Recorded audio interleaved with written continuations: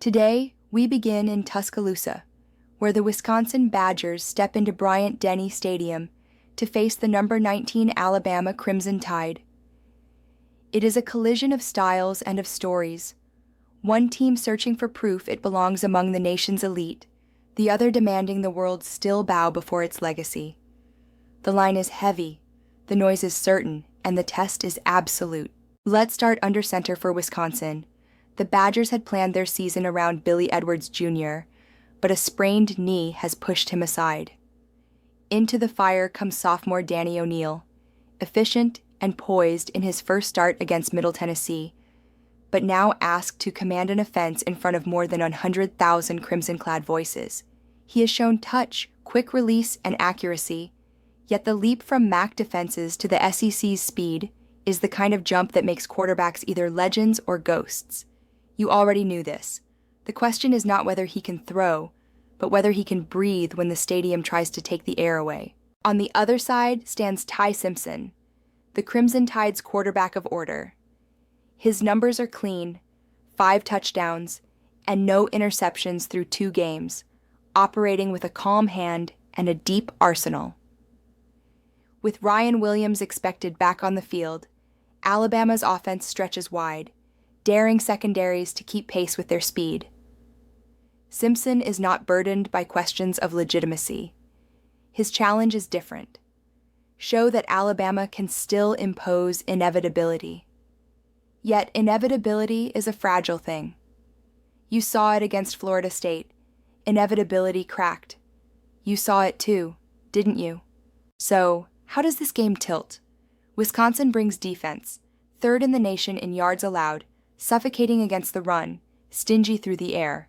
But their numbers are carved against weaker stone, and Tuscaloosa is no small stage. Still, Alabama's cracks are visible. The Tide defense, so often the immovable wall, has bent against the run. If Tim Keenan III and John Marion Latham cannot stand firm, the Badgers' traditional ground attack may bleed clock and shorten the game. Each long Wisconsin drive becomes more than possession, it becomes resistance. Each minute taken is a point stolen. It isn't about how many touchdowns the Badgers score. It's about how many minutes Alabama loses. And today's AI pick is Wisconsin plus 21.5. Will we cash or will we burn? Now on to Game 2, where Abaddon takes us into the fire of Georgia versus Tennessee. Knoxville becomes the crucible, Neyland Stadium the stage, and Georgia against Tennessee, the test that will not be forgotten. The line has collapsed from a touchdown to a field goal, the number itself whispering doubt into Georgia's armor. For 8 straight years, the Bulldogs have ruled this rivalry with double-digit margins, yet streaks are not destiny, they are weights, and weights can crack. You saw the line fall. You thought it meant Georgia. It meant collapse. At quarterback, Georgia turns to Gunnar Stockton, a new starter thrown into his first true road game. And it is not just any road. It is 100,000 in orange, a checkerboard of noise, a place where signals vanish and decisions slow. He is mobile, he is talented, but he is untested. Behind him, a rebuilt interior line struggles to find rhythm. What happens when the snap disappears into a wall of sound? What happens when protection lasts only a breath? And what happens when doubt becomes louder than the crowd? Across the field, Tennessee answers with Joey Aguilar, the transfer veteran who has thrown thousands of passes and lived through pressure before. He does not have Georgia's recruiting stars, but he has experience, and experience in Neyland becomes fire. Surrounded by an offense ranked 2nd in the nation in yards, with balance on the ground and speed on the edges, he is the one with less to prove and more to gain. The game tilts on trenches. Georgia wants to dictate the run, to shorten the game and shield its quarterback. Tennessee's defensive front knows this, and it smells weakness in the middle. If they force Stockton into 3rd and long, the crowd becomes the 12th rusher. On the other side, Tennessee seeks its benchmark, 185 rushing yards. Every game under Heupel where that number is reached ends in victory. Georgia's front has stifled lesser backs, but this is the measure that will decide whether the streak survives or dies. 8 straight wins speak with authority, but authority fades in hostile air. The sharper playmakers are still clad in red and black, but the sharper situation belongs to orange and white. Home field, veteran quarterback, defensive continuity, all tilt the needle away from inevitability. The pick is not blind, it is fracture. And today's AI pick is Tennessee published 3.5. Will we cash or will we burn? Now on to Game 3, where Hada takes us into Pittsburgh versus West Virginia. The backyard brawl returns, the 108th meeting of Pittsburgh and West Virginia, and the air itself feels like it remembers every scar. 90 minutes of hatred compressed into a single stadium, a rivalry born not of trophies, but of geography, 75 miles of highway and a century of disdain. Morgantown carries the noise, but the numbers carry a different weight. Pittsburgh enters 2-0, unbeaten, untouchable, averaging 53 points per game. West Virginia arrives 1-1, already broken by injuries that shattered its identity before September could breathe. What happens when a rivalry's fire is forced to burn without fuel? Quarterback Eli Holstein directs Pitt's attack with poise beyond his years. He has thrown 8 touchdowns in 2 games, pushing the ball downfield with accuracy, turning possessions into inevitability. Around him, Desmond Reed bends defenses as both runner and returner, a weapon who can score from any blade of grass. Kenny Johnson stretches fields and returns kicks with the speed of a fuse burning toward dynamite. Behind them is a line that protects, a coordinator who accelerates tempo, and a philosophy that dares you to blink. On the other sideline stands Nico Marchiol, carrying the burden of an offense stripped of its stars. Jaheim White is gone, Jaden Bray gone, the 2 brightest sparks extinguished in a single afternoon against Ohio. Marchiol is left to piece together drives behind a patchwork backfield, throwing to a core that lacks the vertical threat needed to stretch a defense. His task is brutal: survive against a Pitt front that ranks 6th nationally against the run and has already collected 8 sacks, a unit that plays every snap like it intends to collapse the pocket and the will of the man inside it. The mismatch is structural. Pitt wants speed, tempo, explosion. West Virginia wants control, clock, restraint. But without its centerpiece runner, the Mountaineer plan is more ghost than strategy. The defense will fight, it always fights. And its 10 points allowed per game prove its worth. But defense alone cannot hold against a rival that multiplies possessions, that strikes in return game, that has the psychological edge of an 8-point favorite and the historical edge of having spoiled dreams before. Ask West Virginia about 2007. Ask them what it felt like when Pitt shattered a perfect season with 13-9. The memory is still here, echoing louder than the crowd. And today's AI pick is Pittsburgh 7.5. Will we cash or will we burn? Now on to Game 4, where Angel takes us into Texas A&M versus Notre Dame. South Bend under lights is a cathedral, and tonight 2 creeds collide: Texas A&M's speed and Notre Dame's standard. The number grants the Irish near a touchdown at home, but numbers don't calm a stadium when near a 1 hums like a warning siren. The Aggies arrive 2-0, not yet proven, but humming, 43 a game, balance in every direction, a quarterback who makes the pocket a suggestion instead of a cage. The cathedral listens, but does it answer? Begin where the game tilts. Marcel Reed.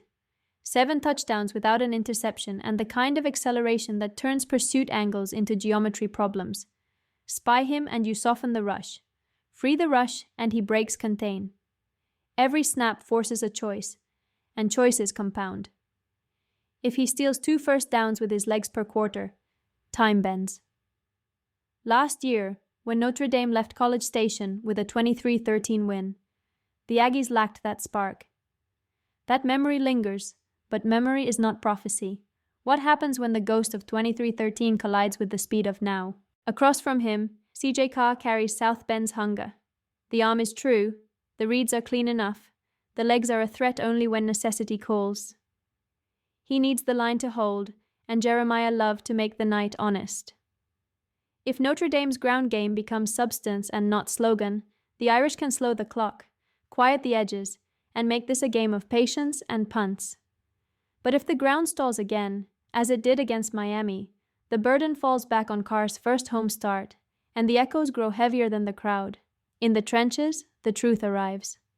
A&M's continuity up front against a defense that must capture Reed before the play fractures. Notre Dame's tackles against a front that wants third and long to become ritual. Turnovers wait at the hinge. The Irish opened at -2. The Aggies have not bled the ball. In prime time, one mistake becomes a sermon. 8 meetings do not bind this night. The Aggies have never won a ranked road game in a decade, and yet history bends until it snaps. Desperation drips from Notre Dame. Momentum hums from Texas A&M. Which force will the Cathedral answer? And today's AI pick is Texas A&M plus 6.5. Will we cash or will we burn? Now on to Game 5, where Oracle takes us into Florida versus LSU. Baton Rouge does not wait for the clock. It waits for the dark. Night turns Tiger Stadium into scripture. Every seat a tongue of fire. Every roar a fracture in the visitor's breath. Florida arrives with 1 win, 1 loss, and 1 question. Can desperation stand upright when the ground itself tilts? LSU waits at 2-0, ranked 3rd, a fortress sharpened by victory at Clemson and a defense that makes the air feel heavier with every snap. Begin with the Gators. DJ Lagway is gifted, touch smooth, numbers clean, but the road rewrites talent. 11 flags against USF told the truth. Florida beats itself before opponents finish the job. Jadan Baugh has carried the only steady rhythm, 7 yards per touch, chains pulled forward like a hymn. But against LSU's front, where Harold Perkins Jr. stalks the edges and the line permits only 44 rushing yards a game, rhythm becomes static. If the run dies early, the rest is burden. Across from them, Garrett Nussmeier carries calm into chaos. His stat line through 2 games is quiet, but context shouts louder. He solved Clemson in Death Valley East, then managed tempo against Louisiana Tech without strain. Aaron Anderson stretches defenses, Barryon Brown bends coverage, but Nussmeier's true ally is patience. Field position, not fireworks, wins when your defense strangles breath. Discipline writes the next verse. Florida drifts, 11 penalties against USF. Composure leaking when the script mattered. In this place, 5 yards is a sermon, and 15 is exile. LSU under Blake Baker thrives on that arithmetic. 4 second and long, let the crowd add the rest, wait for mistakes that become inevitability. History offers a whisper. Last year, Florida cracked LSU in Gainesville, 27-16, a late-season surge that turned hope into narrative. That fracture remains in the memory of both. But memory is not prophecy. Death Valley has its own book, and it rarely repeats the words of others. So the question lingers like incense. Can desperation bend steel, or does steel bend desperation? The night will not answer kindly, and today's AI pick is LSU, 6.5. Will we cash or will we burn? 5 games, 5 wagers written into the bone. Did you feel the fire shift? Let's recount. Wisconsin went into Bryant-Denny, and we took the points. Plus 21.5, the Badgers to cover. That was Game 1. Game 2, Georgia at Tennessee, the checkerboard roaring, the dynasty against the dream.